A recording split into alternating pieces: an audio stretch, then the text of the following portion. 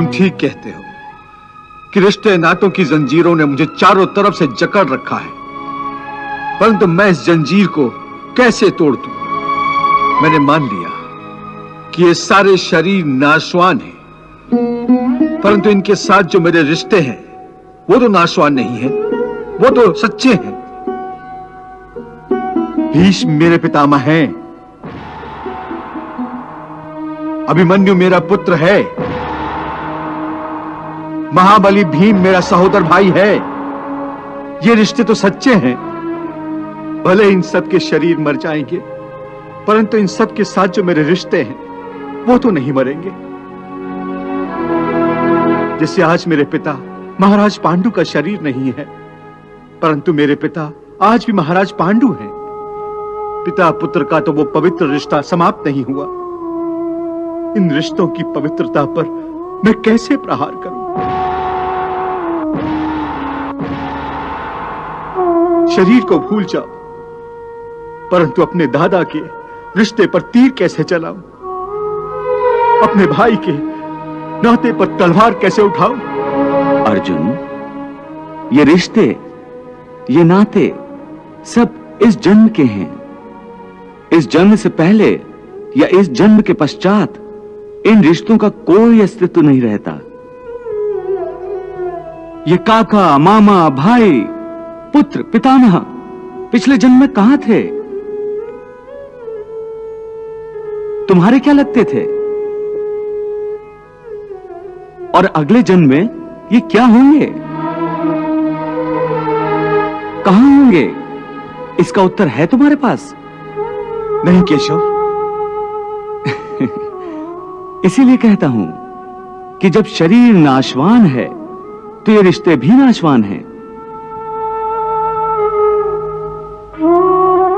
क्योंकि ये सब नाते शरीर के हैं। और ये जो तुमने अपने पिता का उदाहरण दिया कि उनका तुम्हारा पिता पुत्र का नाता तो समाप्त नहीं हुआ, तो यह भी तुम्हारा भ्रम है, अज्ञान है। केवल तुम्हारे मन में अभी तक वो रिश्ता जीवित है, क्योंकि तुम अभी तक उसी जन्म में हो, परंतु तुम्हारे पिताश्री इस समय जिस योनि में भी होंगे, उनके लिए वो रिश्ता समाप्त हो चुका है। पिता की बात छोड़ो, अपनी बात करो।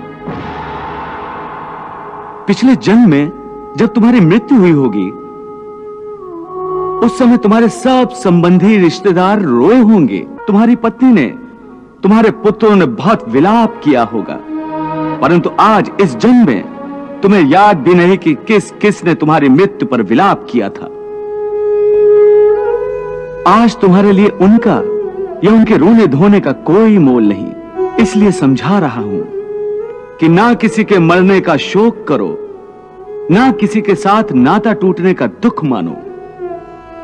वैसे भी मेरी माया इतनी प्रबल है अर्जुन, कि जिन्हें तू समझता है कि तेरी मृत्यु के बाद शोक करेंगे, सारा जीवन रोते रहेंगे, वो भी असत्य है।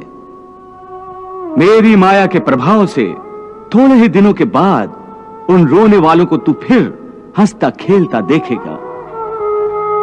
मित्र 4 दिन रोता है, भाई 10 दिन रोता है, पत्नी उससे अधिक रोती है, माता सबसे अधिक समय तक रोती है, परंतु सबके आंसू धीरे धीरे सूख जाते हैं और उन आंखों में फिर से नए नए सपनों की रोशनी चमकने लगती है।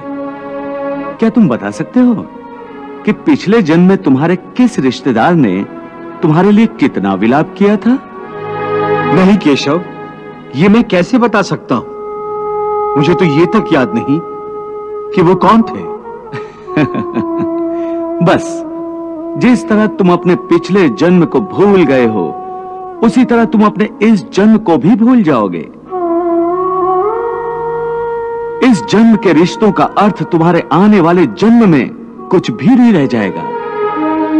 आज अभिमन्यु को तुम अपना पुत्र समझ रहे हो सकता है पिछले जन्म में वो तुम्हारा पिता रहा हो, या आने वाले जन्म में तुम्हारा महाशत्रु बन जाए। आज तुम जिनको अपना रिश्तेदार समझ रहे हो, जिन्हें आदरणीय समझ रहे हो, और इसी कारण उनकी हत्या करने से संकोच कर रहे हो सकता है उन्हीं में से किसी ने तुम्हारे किसी पिछले जन्म में तुम्हारी हत्या की हो, या तुम्हें अगले जन्म में उनकी हत्या कर दो। हे अर्जुन, ये रिश्ते शरीर के जन्म के साथ पैदा होते हैं और शरीर की मृत्यु के साथ मर जाते हैं। इसलिए इन रिश्ते नातों के चक्रव्यूह से बाहर आ जाओ। आत्मा अमर है, इस अमर सत्य को पहचानो। रिश्ते तो बदलते रहते हैं। हे अर्जुन, इसलिए तुम्हें न रिश्तों से मोह करना चाहिए, न रिश्तों के टूटने का शोक करना चाहिए। यही सांख्य योग का ज्ञान है कि मनुष्य को एक सन्यासी की भांति सोचना चाहिए कि ये सब रिश्ते नाते मोह को उत्पन्न करते हैं, और मोह इन रिश्तों को इतनी जोर से पकड़ लेता है जैसे एक लोभी पुरुष नदी में डूबते हुए भी धन की गठरी को नहीं छोड़ता।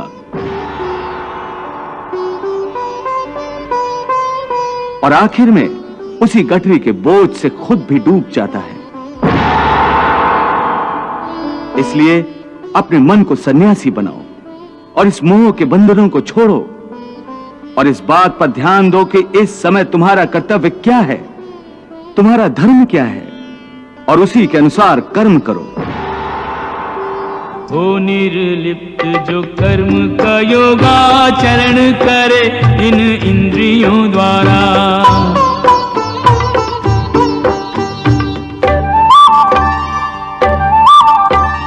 जिसने मन से इंद्रियां जीती, इंद्रियों से जो पुरुष न हारा,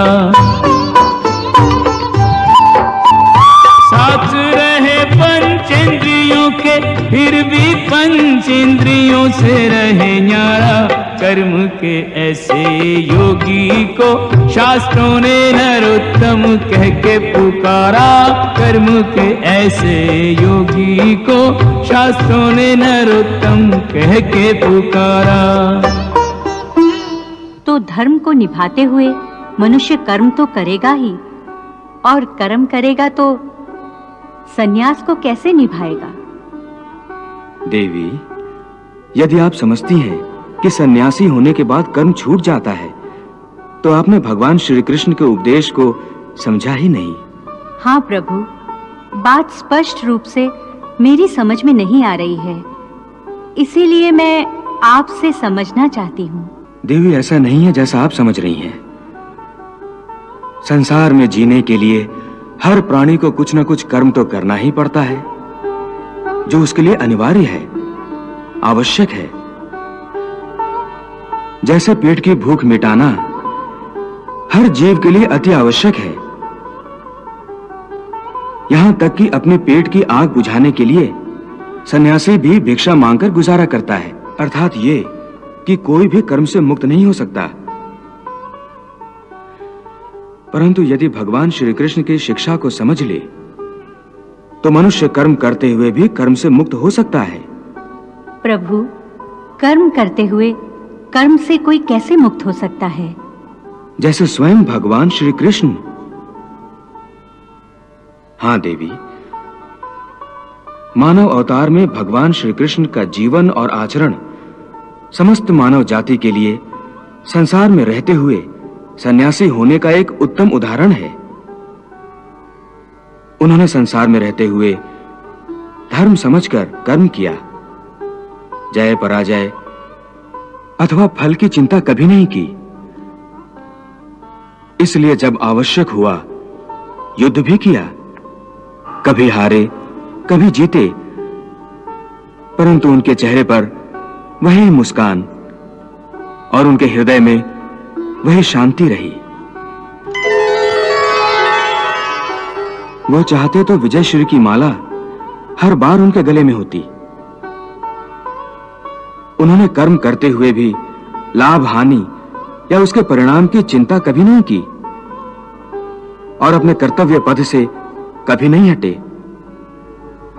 संसारी रिश्ते से कंस उनका मामा था, परंतु धर्म की रक्षा के लिए उन्होंने उसका संहार करने से भी मुंह नहीं मोड़ा। सो देवी, भगवान श्री कृष्ण अर्जुन को इसलिए यह उपदेश दे रहे हैं कि तेरा धर्म युद्ध करना है, परंतु यदि तू इस भावनाओं की नदी में बहता रहा और मन को अपने वश में ना कर सका तो तू अपने धर्म का पालन नहीं कर सकेगा। इसलिए मन को सन्यासी बना और अपने क्षत्रिय धर्म का पालन कर। हे केशव, एक तरफ तुम सन्यास की बात करते हो, सन्यासी की भांति सब नाते रिश्तों के बंधन को तोड़ने को कह रहे हो, और दूसरी ओर मुझे कर्म करने को कह रहे हो। ये दोनों बातें विरोधी हैं। तुम जानते हो कि मनुष्य जब कोई कर्म करता है तो उस कर्म का कोई कारण होता है, कोई प्रेरक होता है जिसकी प्रेरणा से मनुष्य कर्म करता है। कोई भावना तो होती है जिस भावना की पूर्ति के लिए मनुष्य अच्छा बुरा कोई भी कर्म करता है। अर्थात कर्म की जड़ में एक भावना होती है और भावना की जड़ में कोई ना कोई रिश्ता होता है, क्योंकि किसी न किसी रिश्ते की जड़ से ही तो भावना पैदा होती है। इसलिए यदि मनुष्य सारे रिश्ते तोड़ देगा, अपनी भावना को त्याग देगा, तो फिर वो कर्म किसके लिए करेगा? अपने धर्म के लिए। धर्म के लिए? हाँ, अपने धर्म के लिए। अर्थात धर्म के लिए भावना की आवश्यकता नहीं होती? नहीं, धर्म के लिए भावना की नहीं, बल्कि अपने कर्तव्य के ज्ञान की आवश्यकता है। वाह प्रभु वाह।